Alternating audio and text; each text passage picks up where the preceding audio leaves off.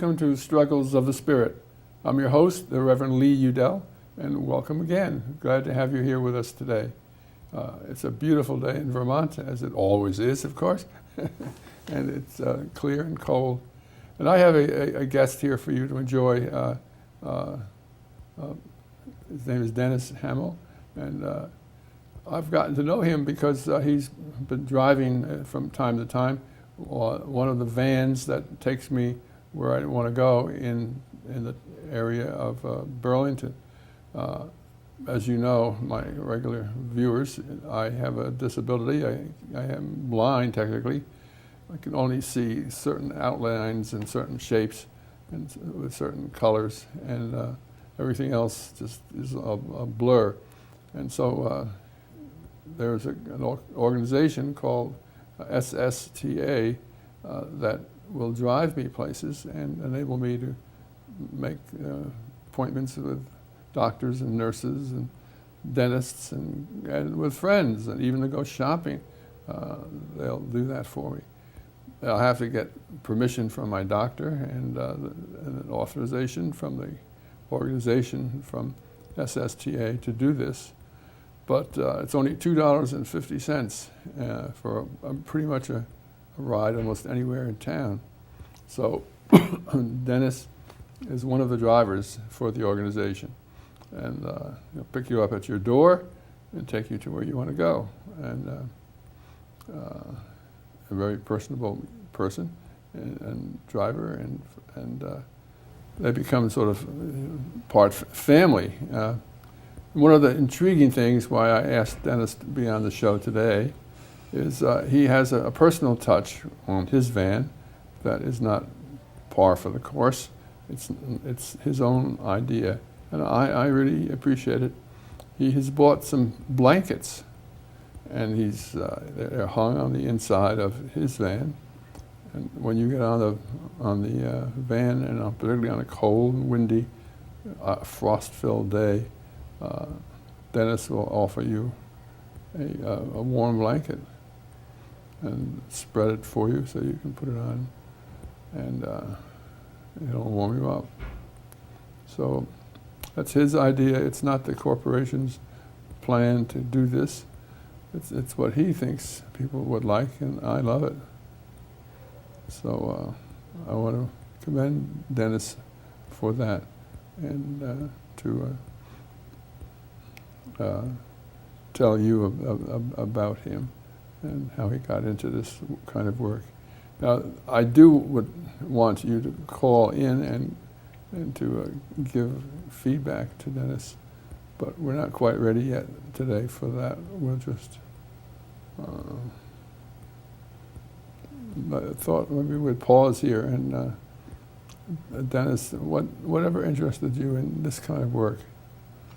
Well, originally I had retired from the military, and I took about a 1.5 year break.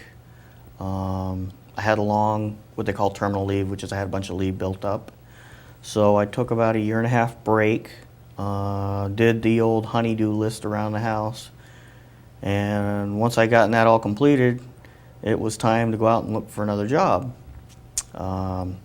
After about 25 years in the military, my wife said the only stipulation was it has to be a normal job, 9 to 5, no weekends, no nights. So I started looking around, and I saw the ad for the job, and it looked kind of interesting, so I came down to SSTA, and they interviewed me, and they asked me to come back the next day, and I could do a trial run to see whether or not I could, what they said was, deal with it. They said some people have a hard time doing it. So I came back the next day and went out with who we call Mr. Bill. He's one of our 3 Bills, who was a driver. And I really enjoyed it. I really enjoyed the clients, dealing with the people, and driving the vans. So the next day after that, I went into training and did my training, and then I became a driver. I did have other couple job offers that the pay was a lot more, but something or someone was telling me this was the job to take. So this is the job I applied for and took. And I've been extremely happy with it. It's everything I thought it was, and it's actually been a lot more fulfilling than I had anticipated. Meeting people every day, all kinds of people, all kinds of experiences, and you learn a lot. And you learn about things to appreciate and what things you don't need to worry about, the small things in life, and what things are important in life, like, you know, friends and family and health. And so you learn a lot just driving around doing this job. You get lost? When I first started, there was a couple times I got lost. The very first time I went to pick out a lady up in Huntington, I ended up on Camel's Hump Road. Well, that was the wrong road to be on in the middle of winter. No, I guess not. So I learned my lesson that way. And all the new drivers, it takes a while to learn the roads. But after a couple weeks, you really start to know the whole county, because we cover all of Chittenden County, from border to border, the whole county. And the other lesson I learned after about a week is I went out and I bought a map of the whole county, and what I would do each day is look at my schedule, look at the map, get an idea of where about it was, and that way I wouldn't be constantly calling the dispatcher asking where to go. And it really helped, and it also helped me learn the streets real well. Yeah, I know there are some streets that they have the same name, whether you're in Essex Junction or you're whether in Burlington. I remember Pearl Street. Yep. And that was confusing the first time I was on Pearl Street. So. Well, that's the other thing. When you're looking at your schedule, you have to pay attention to detail, because we have had drivers go to Pearl Street, Essex Junction, when they were supposed to go to Pearl Street, Burlington, because they didn't look at the town. And it happens, you know. So you got to kind of watch where the locations. And sometimes, you know, there's errors made. We're all human. So I always double check when I get a client on, is this where you wanted to go, the address that I have? Because sometimes there's confusion, and you call in and get it clarified, make sure you're going to the right place. I've been impressed at how kind you and the other drivers are with us customers. We may be blind like I am, or not strong and have a hard time holding on to the van and not to fall. But you people are very understanding and physically help individuals get on the bus or off the bus. And it's a great comfort to not have to struggle, particularly, like, I guess, if you're in a wheelchair, because I've seen you guys, and I guess in your van, you have a ramp that you take the person up, and then a lift that takes you onto the location in the van. And yeah, the vans are set up so that we can transport wheelchairs. Of course, we can transport people with walkers, and then we have what we call ambulatories, anybody that can walk on the van. But even a lot of the ambulatory type clients, you know, need assistance, especially in the winter. You know, it's for a lot of elderly or those that have some physical impairment. You know, they have a good reason to be in fear of falling in the ice. So we give them a hand, make sure they get from their house onto the van, or to whoever it is off the van they're going. You know, because it is our responsibility from wherever we're picking them up to get them on the van and to get them off safely. And if it's an unsafe area, then we usually call into the office and ask them, you know, is there somebody in there that can come out to escort the person in or meet us so that somebody doesn't get hurt, you know, because especially with the ice, it can get pretty bad. But yeah, we've able to transport most of our vans. Hi, sorry, the graphics are back, so you can. thanks, Bill. We're able to transport with our bigger vans up to 3 wheelchairs, and then 4 additional other people on top of that. Wow. So, and I've done that before. It's pretty big. It's a pretty big load that way. We try to, all the roads that are close together, we try to hook up, you know, and pick up as many people on a van, you know, to try to save, you know, mileage and gas. But at the same time, you have to have the client's consideration and not have them dragging them all over town to drop somebody else off. So They do our dispatchers do a pretty good job. We get quite a few rides. I don't know the number, but it's a pretty high volume. And so it works out. Mm-hmm. My motto, or what I've always thought when I've been driving, is I treat everybody like I would if they were my own family. It's the way I think anybody should be treated, you know, with respect and kindness, and it works out. The first winter, I didn't have the blankets, and I noticed a lot of people were really cold in the vans. As you know, when you open the big doors to like wheelchairs, especially, all the heat, you lose it immediately, and then you got to wait for the van to heat up. So I did. I went out and I found some cheap blankets and put them on the van, and then that way when I'm picking up people, especially wheelchairs, I can bring the blanket out and put it on them when they get out the house, and it kind of cuts down on the cold wind and stuff. And then when they're warmed up and they don't want it, they can just set it off and put it back on the rack, and they're good to go. I just thought it was something that, you know, if I was driving around in a van and I wanted it, that's what I would want, so that's what I did. It was a nice way to consider what a driver would feel. Mm-hmm. A lot of times I have chocolate on the van.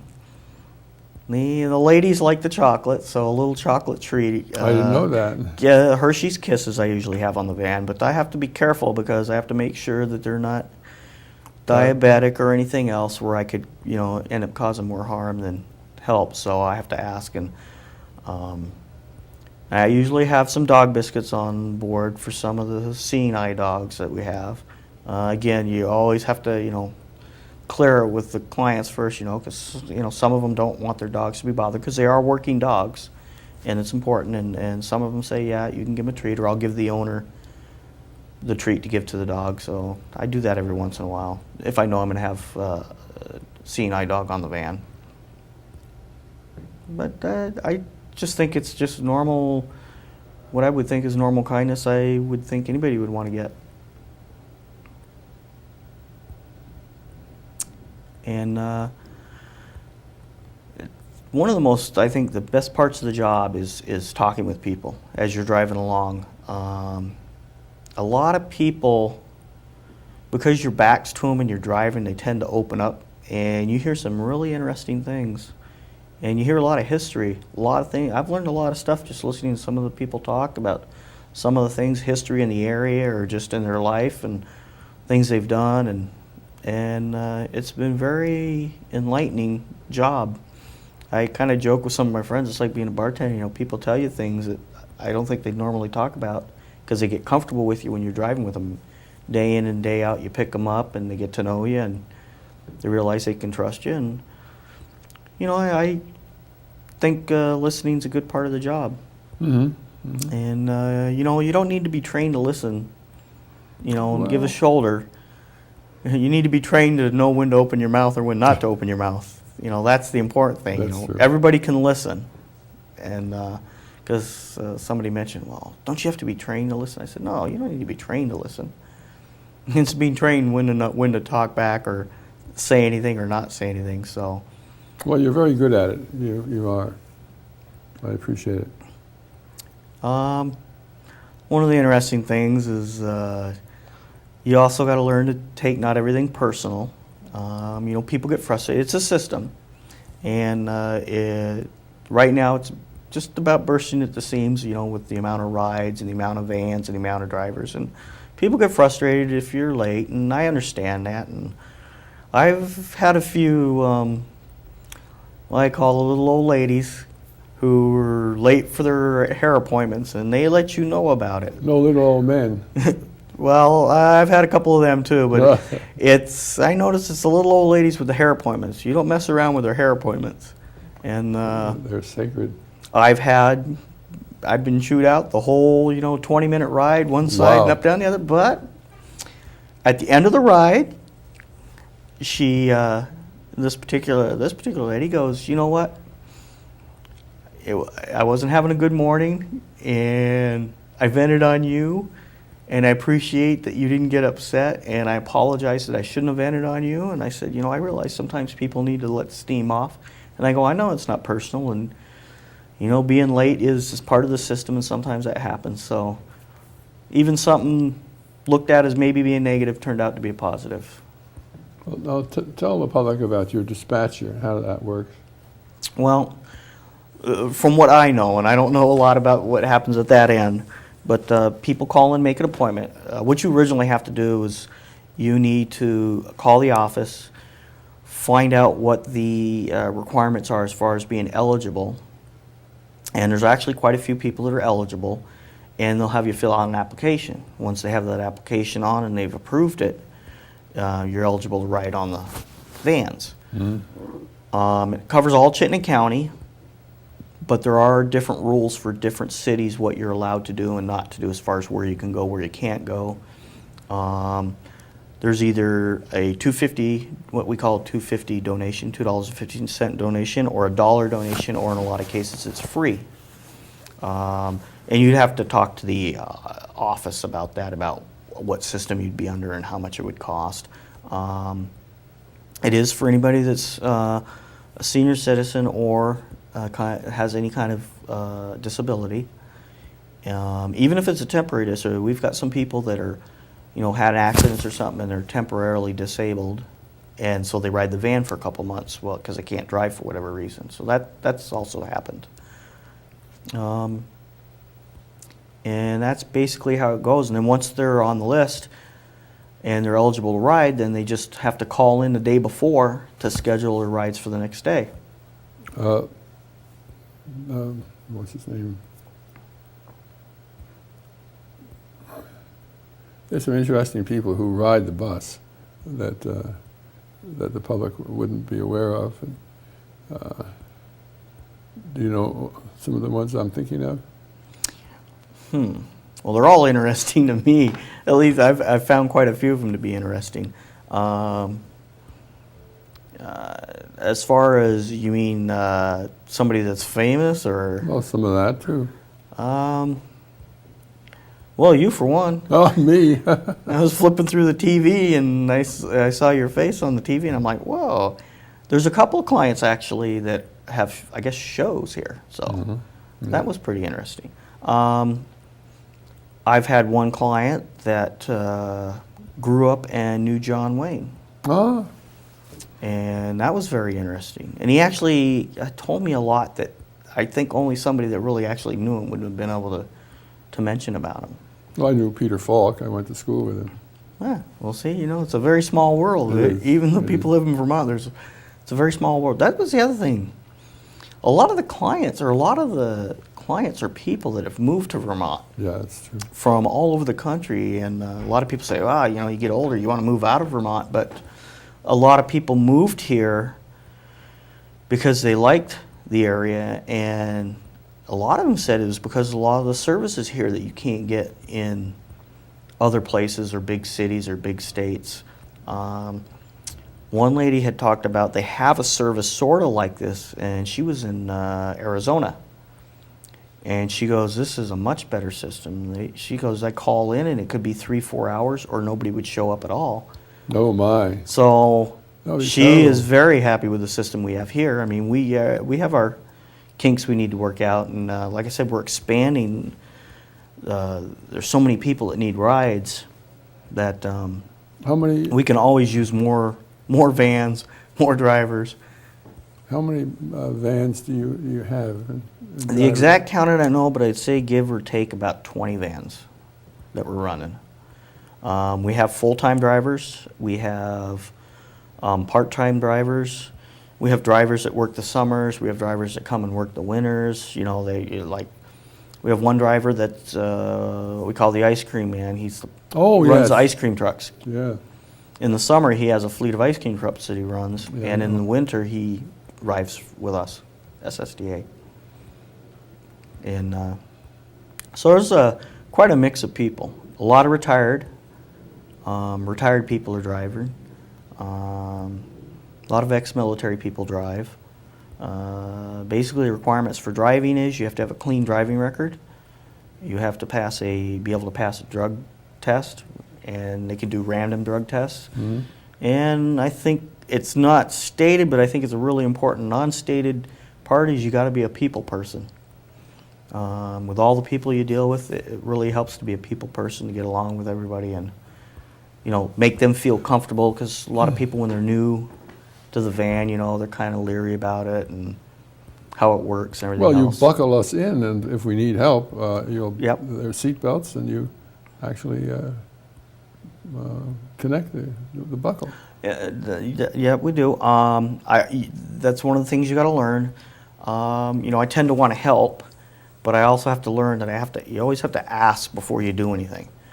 Some people want to be independent as they can, and they don't want to lose any of it. So, and I have no problem. I understand it completely. So, you know, they don't want to be assisted. They want to do it on their own, and so you got to always remember to ask first, so you're not offend anybody or, you know, get anybody upset. But yeah, we help buckle them in if they need it, because our seat belts are just about opposite of a normal seat belt. So you usually see them fiddling there trying to find a button, and they can't find a button because they're looking in the wrong place. So, and of course, you know, getting the wheelchairs on and off and assisting them. And the other thing is, a lot of people didn't realize is that if they want or need, they can have an escort with them, because we have several clients that have escorts that come with them, you know, so there's not a charge for an escort. Even a dog, Even the dogs. for seeing people, very compatible dogs. Mm-hmm. Yep. And what impressed me was about Dennis Hamel, who knows that on a cold, wintry, blustery day, it can be pretty chilling getting on the bus, particularly if you're getting on the bus from someplace that's not well heated. And the bus is well heated, but it takes a while for the heat to penetrate your bones. And Dennis has, out of his own money, has bought blankets for the customers, for the people who are riding the bus. He'll ask if you want a blanket, and he'll give it to you and spread it on you. And it's very cozy and elegant, and I really appreciate that. Thank you. Well, you're welcome. I'm Yeah. more than happy to do that. I think you're the only driver who does that. Well, I don't know. We'll see if we get a fashion started on the vans. The Hamel system. Yeah, that's right. All right. That's very nice. Well, I'll tell you, if you're blind or nearly blind like I am, or you have a disability of another type, like yesterday, I was waiting on the corner of Church Street and by Borders bookstore, downtown Burlington, and the wind was just freezing and penetrating me, and after I waited a little while for the bus, there was no fault of the driver. It's just they had an ambulance on the way for somebody else, and so they had to alter their route, and they had some other vehicle. There was a fire engine that slowed them up and kept them from getting to me exactly on time. And so when the bus finally comes to you, first of all, if you're like me, you're not sure it's the bus because you can't see well enough. And I've been using a blind man's cane. At first I didn't want to use it, but I have come to like it and use it all the time. And it tells the people on the street that this guy doesn't see very well. And yesterday I had 4 people offer me help, practical help. It was good help. I had to get over some of the ice to cross the street, and I didn't want to fall. And even with a cane, you could fall. And so they were one on either side of me. And when the bus finally comes, it's a cheery sight. It's a cheery sight to see Dennis there behind the wheel, and so to have a blanket to put over you, it makes it even a cheerier sight and a cheerier feeling when it's been a blustery winter day. So it livens the spirit. So thank you again, Dennis, for that. You're welcome. I don't take it for granted. So also the public should know that you can be in a wheelchair and go on the bus. and your wheelchair gets bolted onto the frame of the bus. Maybe it's not exactly bolted, but it's a solid fit. Well, the way it works is when we pick up a person in a wheelchair, we'll go to the door or location, bring them out. For safety reasons and for maneuverability, once on the van, we put them on the ramp backwards. We lock down their locking devices, their brakes, and when the ramp goes up, it has an automatic safety plate that comes up so that the client can't fall off the ramp. Because first-time riders are kind of scared that they're going to fall off. The brand new vans also have a safety belt right on the ramp, and it won't work if it's disconnected. Same with the safety ramp. If the safety ramp is not locked in, the ramp will not go up. So there's safety features built into the vans to make sure that they're safely transported. The ramp brings the wheelchair up into the van. You go in the van, unlock their brakes, and you back them in. And there's tracks on the floor with tie downs. So we put them in and we lock the wheelchairs down in 4 different locations. All 4 corners of the wheelchair are locked down. In the older vans are ratchet style, which are still good, but on the newer vans they have automatic self-tightening. So if they're tight, but as you move around it tightens even more and locks down, because every once in a while they'll hear this click and that's tightening down even more. And then they have a seat belt on top of that. That goes around and locks them down. A lot of people say, well, that's an awful lot of locking down, but the purpose is if, God forbid, you ever got in an accident in the van, that the chair won't go flying and the client can't go flying. So it keeps them safe, just like if you were in a regular car seat with a regular seat belt. And everybody on the van has to wear a seat belt. Can't move anywhere until everybody's seat belted. So even with the, same with the wheelchairs. Even with the people that have scooters, same thing. They get on, they have to be locked down, and some people can get off the scooter and use the seats, and we lock them down that way. Or even if they're on the scooter seat, we can still lock them down with a seat belt and 4 locking points. And then we close up the door and lock it up. But if there's any part of the safety system that's not proper, you can't. The van won't go anywhere. It won't drive.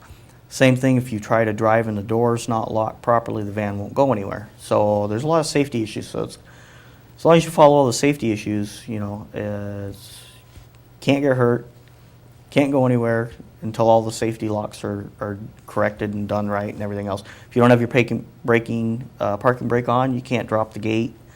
If it's not in park, you can't drop the gate. So there's all these issues to make sure that it's a safe operation and gets the client, where they need to go in a safe manner.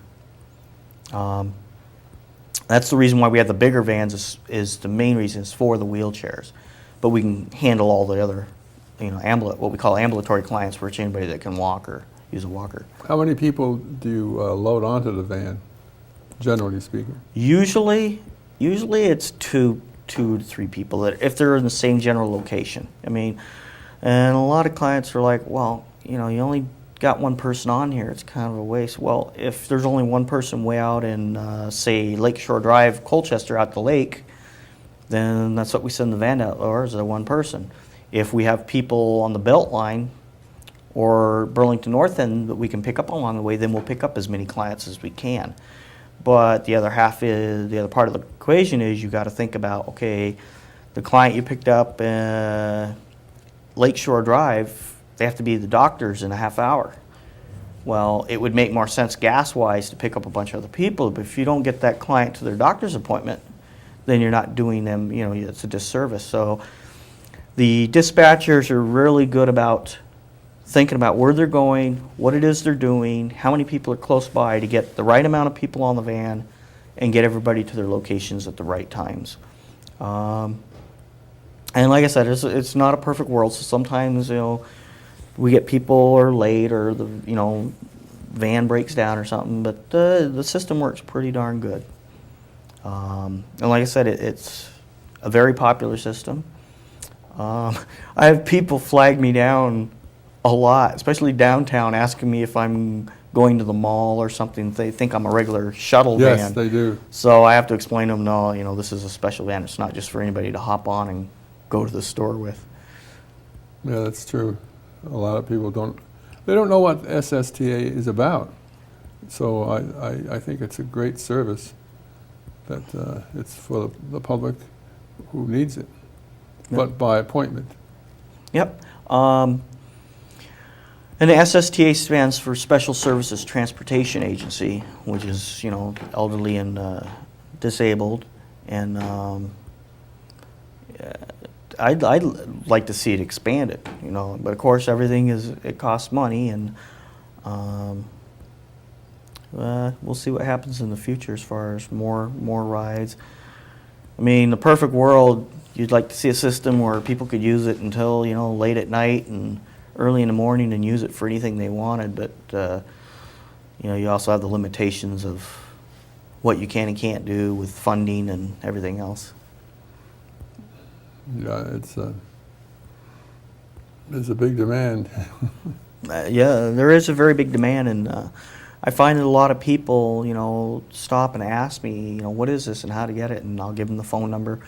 Because, like I said, I'm a driver and I have some information, but the really knowledgeable people are at the office with the managers and stuff. They can tell them the ins and outs and everything else to do with the, applications and how to ride and how you get onto the system. We do a lot of rides for all the different senior centers and nursing homes. There's a lot of rides to the hospitals. We do a lot of transport to a lot of hospitals. As a matter of fact, I didn't realize how many nursing homes and rehab centers and adult care centers we had in the area until I started doing this job. There's quite a few. It's pretty amazing. They have a pretty good system here for people.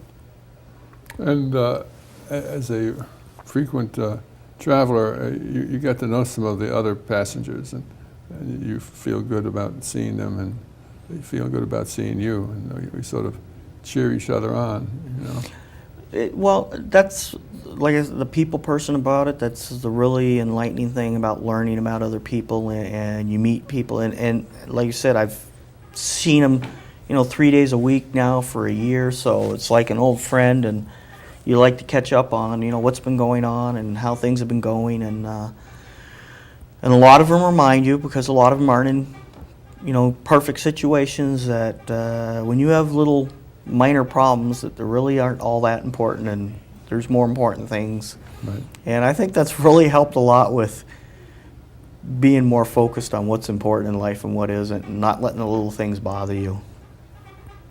And it really is good. And some of these clients, getting out and riding on the van is, a lot of them, unfortunately, is the only time to get to talk to people and meet people. So, especially in the winter, a lot of people kind of closed in for the whole winter.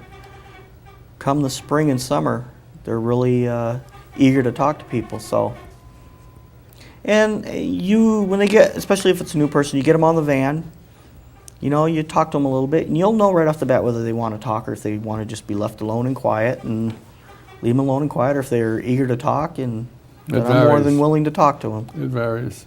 Yep. I sometimes tease my other passengers and say, how about why don't we sing? You want to sing? But no one ever takes me up on it. Well, I've had a couple passengers ask me if I could just not take them to where their location is and take them where they want to go. Like, can't we just go up to the casino in Montreal, or can't we just? And I said, well, I'll probably lose my job if I did that. But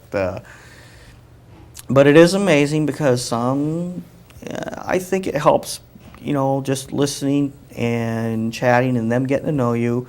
We've had a few clients that over the time, they don't want to talk. They're pretty closed and quiet. And after, it takes a while. After a couple months, they start getting chatty, and then they open up, and, they might have been having some troubled times, and then they just start talking, and they, if nothing else, by the end of the ride, or, they feel better about talking whatever it is they wanted to get off their chest. And that's why I sometimes say that it's almost like a bartender, people, they'll tell you what's going on, and they'll tell Sure. you their problems, and you tell them that it's okay, and because they're like, oh, well, I want to apologize for dumping this on and I said, no, I'm here, I can listen. Sure. Doesn't hurt to listen. Speaking of listening, we would like to listen to what your comments are, and this we have a telephone line that's dedicated just to Bill, who is our technician in the studio here. So if you'd like to talk with any of us right now, you're welcome to do that. Bill has a phone number. Can you tell Dennis, people what the phone number is? It's 651-0589. So call that number and you'll get Bill, and he'll connect you with us so that your telephone will be broadcast here in the studio, and we'll hear it on a loudspeaker, and then our microphones will enable us to answer what you have to say. So and you'll hear that too. So it'll be a collaborative affair. So you can't do that on commercial television. You may want to say something on commercial television, but it's not possible. At least right now, technologically, you can't do that. But on our system, you can, and that makes it very special. So please make our system work by calling us and saying what you want to say, your thoughts, your comments, your questions. And remember, this is only on live on Wednesdays from 11:30 to 12:30. It's repeated during the week by from our master tape. So your voice and your comments would be repeated. But if you don't say anything, we'll still be heard. But we're not here, even though it looks like we're here. We're not here. We're out doing our thing. But so this is your chance today on Wednesdays from 11:30 to 12:30 to tell us what's on your mind. So please phone in and let us hear what you have to say. Again, Dennis, would you repeat the number? It's area code 802-651-0589. Thank you.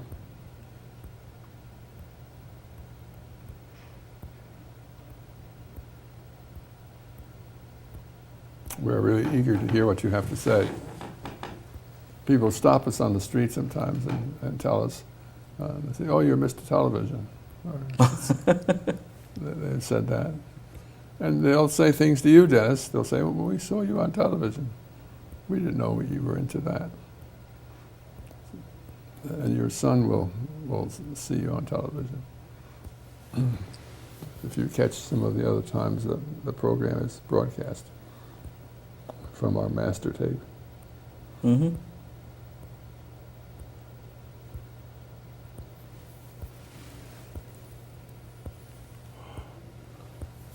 I don't have my watch with me today. How many more minutes do you think we have until half past? It's 12:10. Oh, so we have about 20 minutes. Now we have a lot of time. So we're eager to hear your words.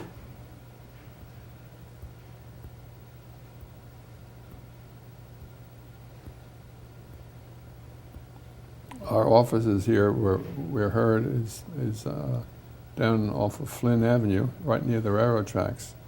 And you can come down and see us making a tape and recording what our guests have had to say, or what I've said, or what you've said.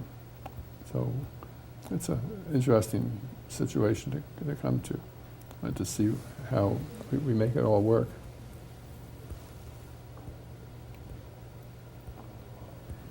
This is Channel 15. The building itself is historic. During World War I, they used to make chocolate bars in the basement of this building and give them to the troops. I don't know how they transported them to the troops, but they did. And the chocolate vats are still to be seen here. I haven't asked to be shown what they look like, but someday I'll do that. I don't think they give out chocolates. It's not Champlain chocolate at all. No relationship. Nor Godiva chocolates either. We have some famous chocolate corporations here nearby.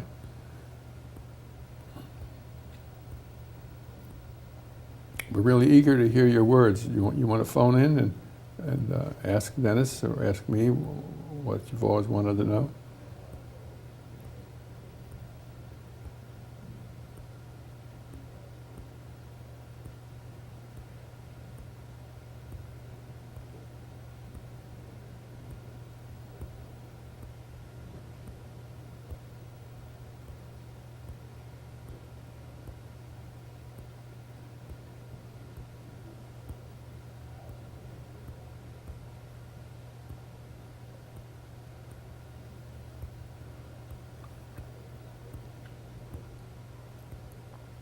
Our program here covers all kinds of activities. Like we had Dana, who was a professional physical trainer, who helped a man get ready to climb Mount Kilimanjaro in Africa.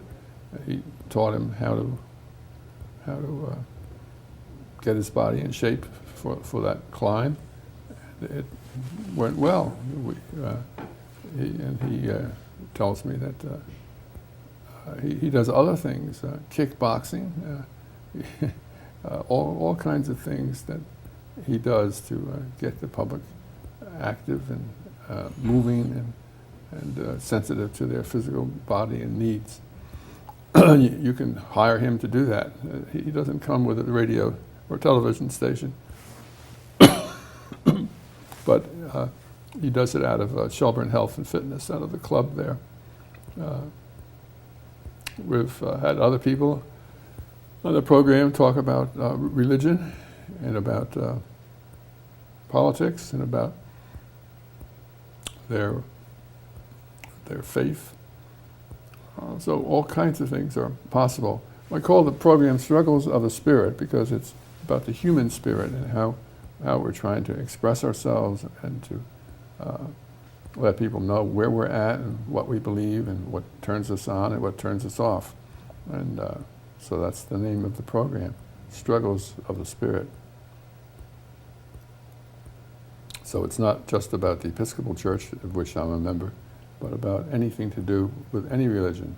We had a gentleman who's been working with the Dalai Lama in India, who's been on the program, and all kinds of individuals. So everything's possible.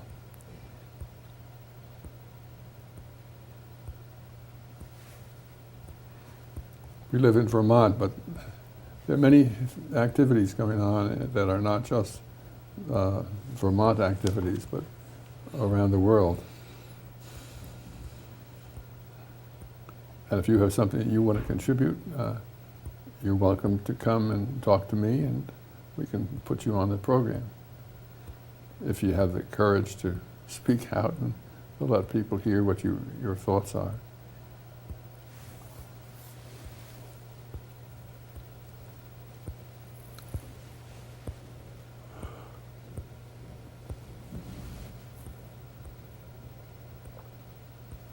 Do you know, Dennis, how long the SSTA has been in business?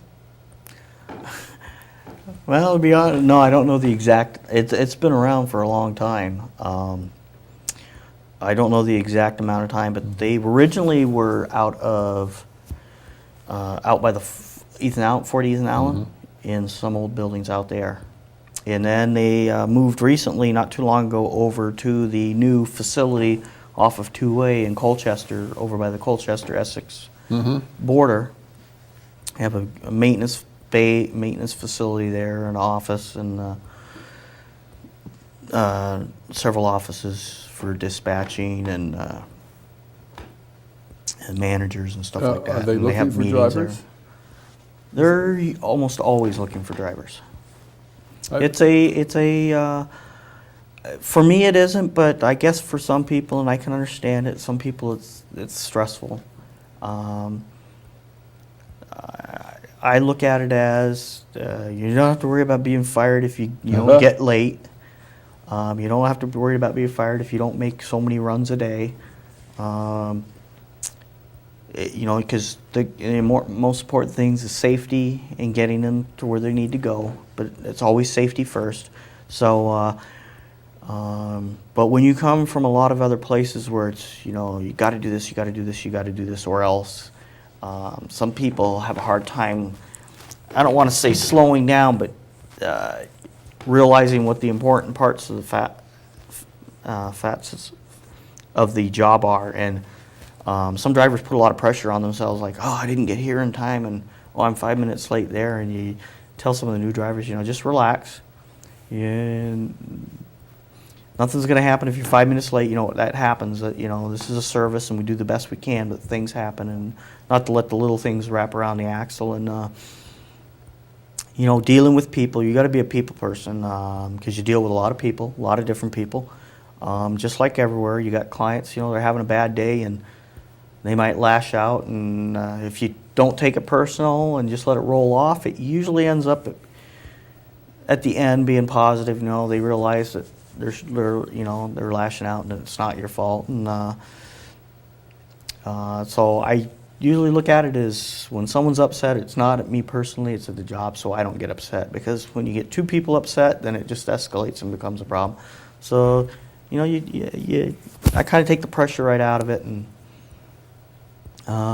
making sure that it's safe. And like I said, as long as you have a decent driving record and clean driving record, and you can pass drug tests, you're a people person, this is a good job. It's basically a normal daytime job. There are a few people that do weekends, not a lot.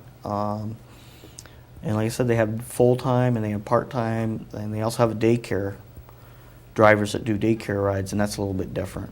Daycare from a center here? What it is they have a couple vans that do child daycare. Mm-hmm. I don't know the whole system for that, but they pick up, there's actually 2 full-time vans that do daycare in the morning and daycare in the afternoon. And I didn't mention it, but I probably should, but the phone number for the SSTA is 878-1527. And if they have either any questions about riding as a ridership to get an application, then that's what they want to do. They want to call the office, and that's where they'll get the best information. I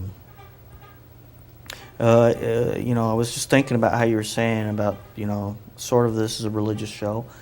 And it's been pretty interesting writing, because some of the clients that have been writing, I talked to them about our local church. We do what we call dinner bell.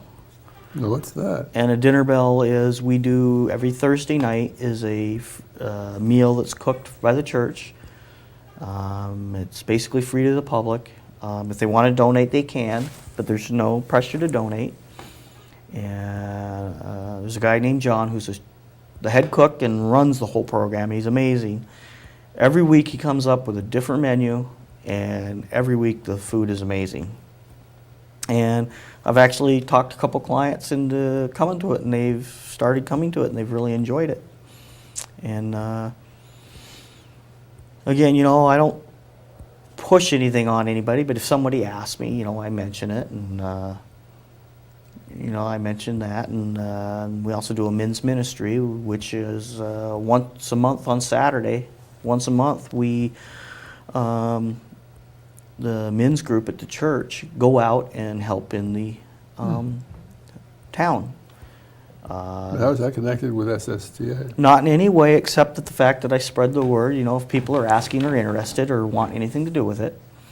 But it's just one of those things, like I said, when I'm on the van and I'm talking and I'm just, it's human, like you said, it's a lot of human contact and people to people, and they ask questions and that comes out. But just talking about the dinner bell, there's been now several people that come to dinner bell that specifically learned of it through riding around on the van.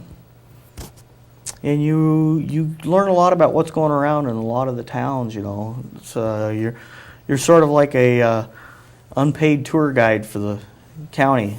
You know all where a lot of the places are. A lot of people come up and ask me for directions and locations to different areas around the county. So it's keeps you busy.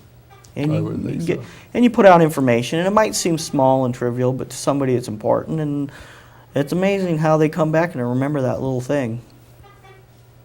And it's just good. Well, it's great to have you on the show. Well, I was glad to come and glad to talk about the SSTA. And I've noticed that over the years that some of the drivers are retired, some of them are part-time, some of them go south in the winter and are only here driving in the summer. So all kinds of mixes of work are possible. There's no hard and fast rule about when you drive and when you don't drive. No, they're very accommodable as far as hours and what you can and can't Sure. do, and the driver. There's a lot of drivers who are really dedicated. You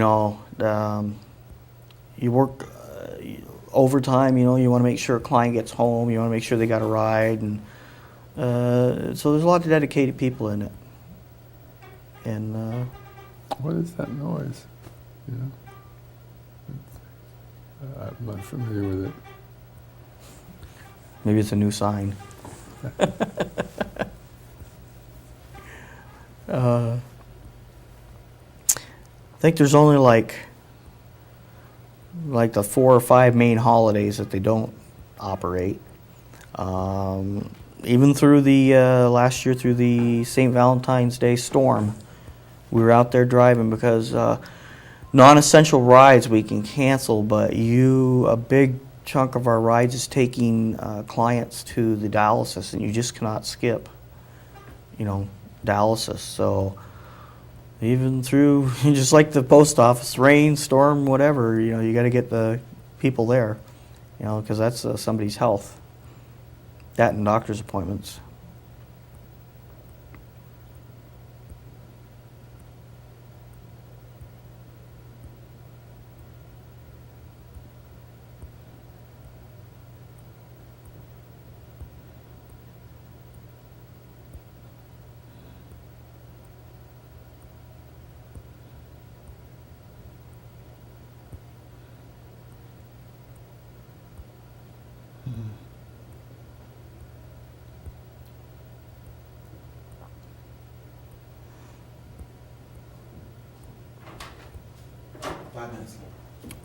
So the 5-minute warning bell has sounded.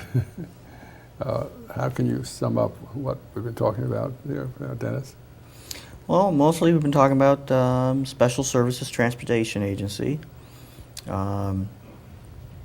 which is basically to transport elderly and disabled that can't ride a bus or it gives them transportation to doctor's appointments, hospitals, some cases shopping. People say, well, shopping, well, people need to get groceries, the mall, all kinds of different kinds of medical appointments, visiting people.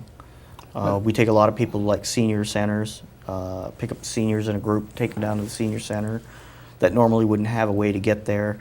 And I think that's really why I really think this company and this job is so important, is this gives so many people that don't normally have a way to get out, to give them some independence to get out and live. Just because you might have a slight disability of some sort, or you're getting along in age and they don't want you driving, there's no reason why you can't still live and enjoy life and do things and get around. And it really does make a huge difference for a lot of people to be able to get transportation to go and do all these things and to get around to do different things. And Now, we ought to tell our viewers, though, that Saturdays and Sundays and weeknights are not available usually. well, there are times on Saturday. I don't know the specific, there's different rules. There are times on Saturday, and there are times on Sunday that we drive. Sundays, I think, is for church runs only. And they do have driving until, I believe it is 10 o'clock, but you can't quote me to that. The best way to find out the information on exactly what town and how much transportation you can get and where and whether you're eligible or not is to call the main office. Okay. and get it from them. Because the other thing is policies change, rules change, because you got American Disabilities Act, which is involved in it, and you got Medicaid, which is involved with it, and in some aspects, a lot of things have to do with the CCTA, and so there's so many different areas that pertain to it that it gets confusing, and the office is the best way to find out the best answer for each client.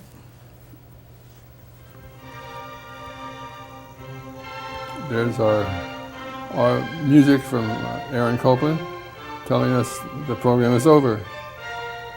So thank you again, Dennis, for being here. Well, thank you for having me. I appreciate it. It's been good. It's been good. Sorry we had no phone calls, and That's okay. You know, some people don't want to call in. Just as long as they got the information and they maybe a few people learn about it that didn't know about it. And you may get some feedback as you go about your normal life. People might say, "I saw you on television, and I didn't know you did that." that could be good or that could be bad. I think it'd be good. I'm prejudiced. I think it'd be good. So thank you. Well, I look at it, if this one person that needed this kind of system and didn't know that it was available learns about it, then it was a successful discussion. Right.